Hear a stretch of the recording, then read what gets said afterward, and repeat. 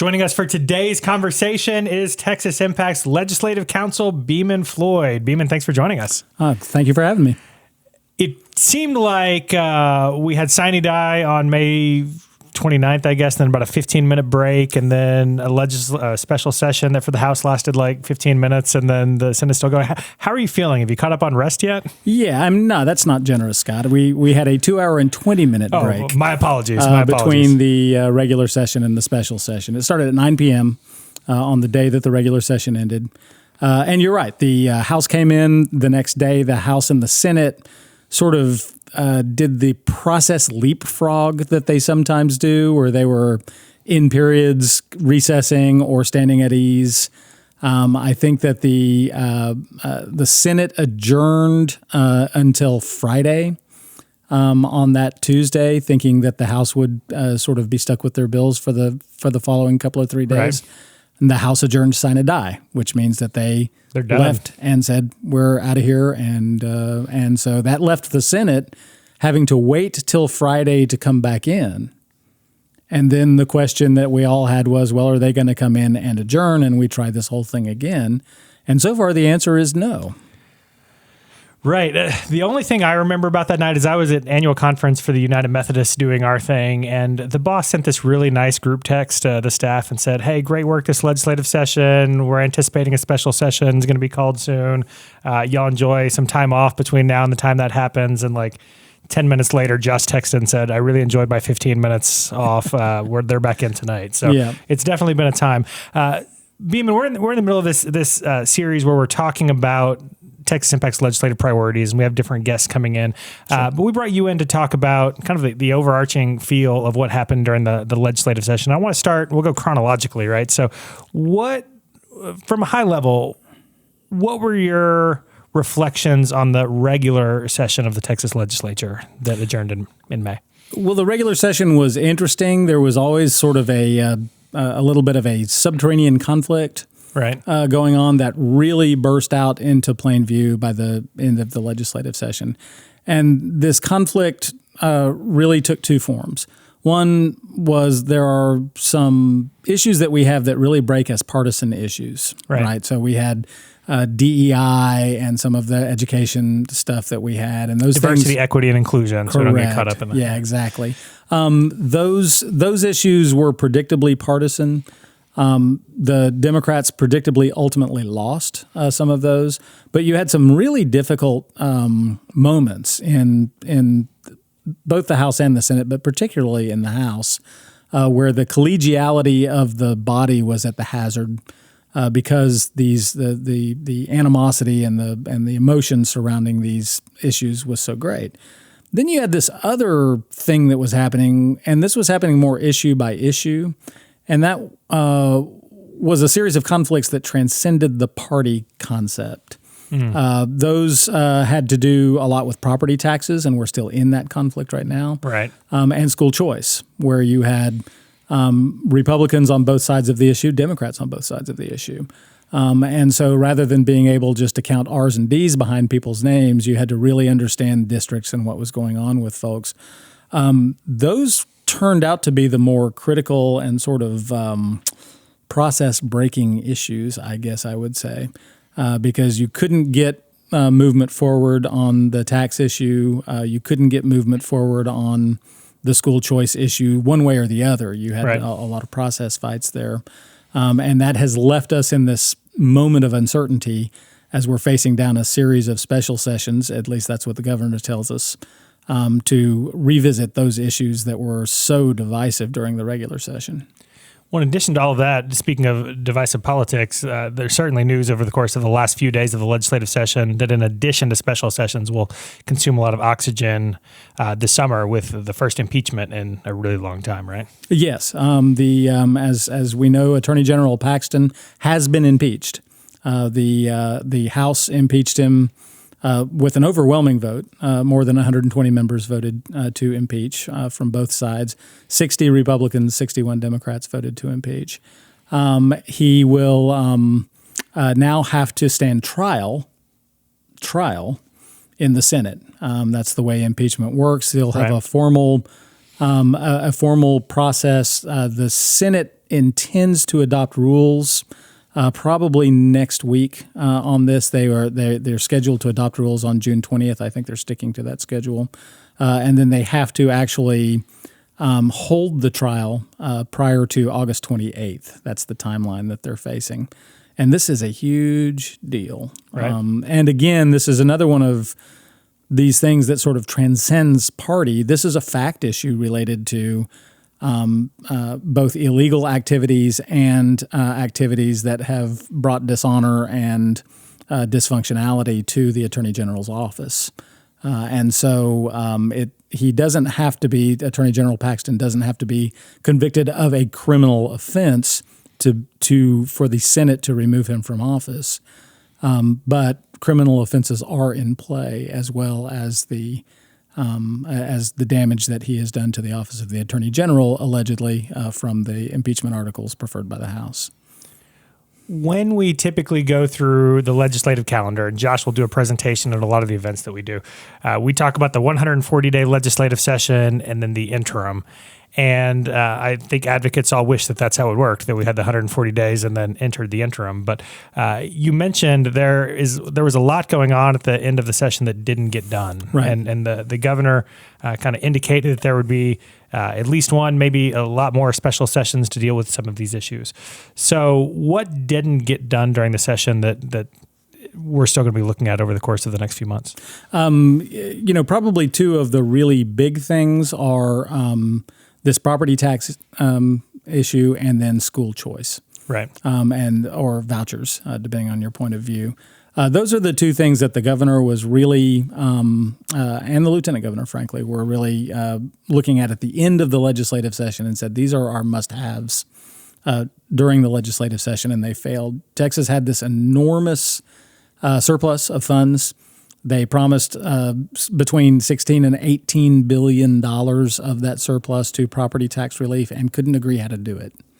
And so that's a real monetary thing, and it's a real political thing to have that kind of money sitting out there earmarked for property tax relief, but there is a fundamental disagreement on the actual nature of the property tax relief. I can't imagine that they're just going to leave that money on the table. They're going to come to consensus at some point, right? You would think that they would have to. I've been surprised at how dug in they are. There's been a little bit of a moment very recently, within the past 24 hours as of this taping, which was the governor saying that he was amenable to a potential compromise between the House and the Senate. But the first swing in the special session, the governor made it clear that he liked the House version of property tax relief and not the Senate version.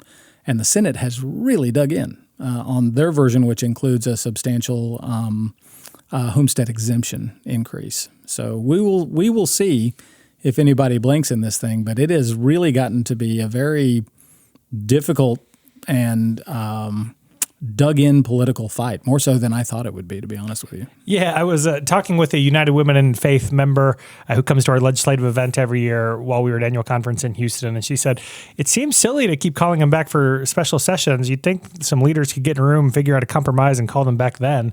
Maybe that's naive, I don't know, but hopefully they'll get this worked out soon. And It's just there's a little bit of a mystery in how dug in they are in this thing.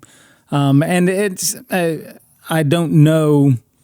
Somebody will have to move for this thing to work, and so far during this special session, they've just dug deeper. Yeah. Moving to the other topic that you mentioned, school choice or vouchers. There seemed to be several clear signals during the legislative session that the House wanted no part in this. So talk to us about where we are on school choice and what you would expect to come over the course of the summer and maybe into the fall. Well, what we know is that the Senate for the last several sessions has passed a voucher bill. It's gone to the House, and then it has generally died a procedural death somewhere between committees and the House floor. What we haven't had is a definitive vote on a voucher bill on the House floor. Now, we have had some bills that are some votes that are like test votes. Right. Early in the legislative session, there was a test vote on the appropriations bill, right? Where the House voted to put an amendment on the appropriations bill that said you couldn't use appropriated funds to fund a voucher. And so that was like an important moment. Yeah, that seems pretty clear to me, but keep going. Yeah, but there are people who say, well, then it wiggles a little, right? Because in the aftermath of that vote, there are members who have said, well, I didn't want to appropriate money for just any voucher. I want to see the bill before I would, say that we should spend money on it. And so there are ways that you can wiggle on that politically.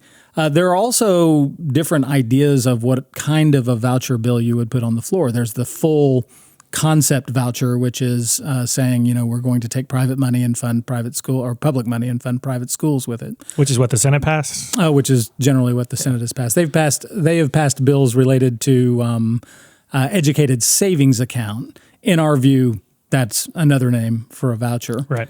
Because it is an exchange of tax revenue into the private space. But there were some limits on who would qualify for the ESA, and one version of the bill had 5 million kids qualifying, which is just about everybody. One had 4 million kids. One had less than 1 million kids qualifying. That's the one that the governor said, if they pass that one, I'm going to veto it because it's not enough. Right. And there are smaller voucher or ESA concepts than that.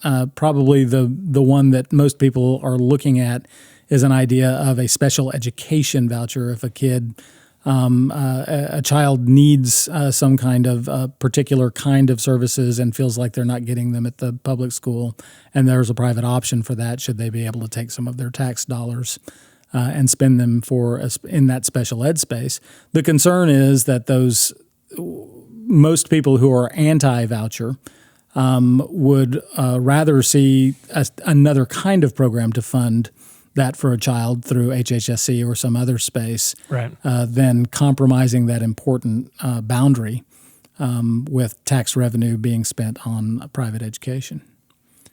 I'm assuming, based on this conversation, then, that if listeners are having conversations with their elected representatives over the course of the next few months, or even candidates for office who've announced, this is a topic they should be talking to them about? Yes. And I will tell you, just this week, the Speaker of the House has created a select committee to look at school options, including school choice. That committee is more likely to send some form of a voucher bill to the floor than the Education Committee that did not do so during the legislative session. So it's not just folks talking to their members if they are on the Education Committee or if they have a track record for or against vouchers. It is everybody needs to talk to all of the members of the Texas House, because we think that there's a high likelihood that for the first time ever, or at least for the first time in about 2 decades, we're going to see a real live floor test on vouchers. And if you haven't been paying super close attention, it's important to note that regardless of where you feel like your representative is on any other issue, it's worth having the conversation with every member. Right? Yeah, absolutely. Yeah. Absolutely. I mean, remember that it's a representative democracy. They get to vote their conscience, but you get to talk to them about their conscience and talk to them about the interest of the district and your interest as a constituent. So absolutely, yeah.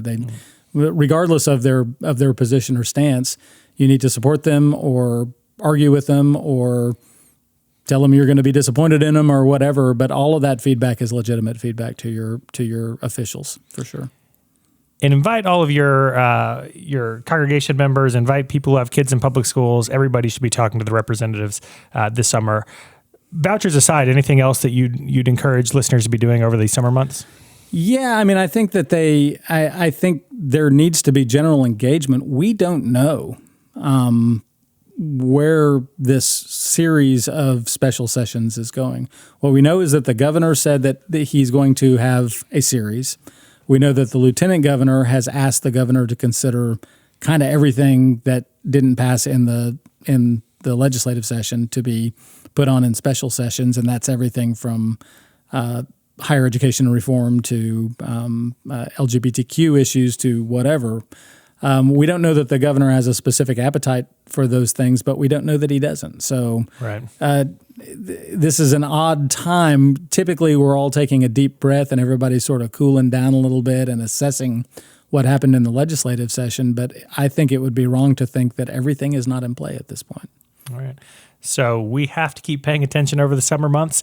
This summer, the fall, the next year, there are going to be a lot of opportunities to engage. Any other closing thoughts you'd have for listeners today? No, I mean, I would say that this is really a dynamic moment because I think that there's in these issues that are cutting both along partisan lines and nonpartisan lines, there's sort of a richer moment. In terms of the political shaping of Texas into the future, and whether or not we are going to be a sort of a highly politicized state or whether we're going to be more grounded in good policy conversations and good policy talk. Texas Impact, of course, want this to be about policy and about public policy. And you can have all of the disagreements and conflicts you want if they're grounded in facts and policy, and that's the direction we'd like to go. And I think we're seeing a little bit of a moment in Texas politics that may be refocusing on policy a little bit. It's not going to do it by itself. Right. And so our people really need to stay engaged as good policy-oriented constituents with their state legislators, for sure. Well, that would be refreshing if we could focus on policy over the course of the next couple of months. Beaman, really appreciate the time. I hope at some point they all adjourn and go home for a little while so you can catch up on some rest. As do I. Thank you. Yeah. So thanks again for everything you do. We'll talk soon. All right. Thanks.